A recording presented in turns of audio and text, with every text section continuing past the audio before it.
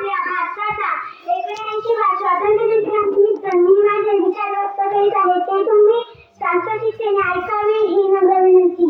पुष्कळवती रंगांचा आभाळी हातवारे कर, हातवारे. मी त्या सर्वांसाठी ज्यांनी भारत देश घडविला. नतमस्तक मी त्या सर्वांसाठी ज्यांनी भारत देश घडविला.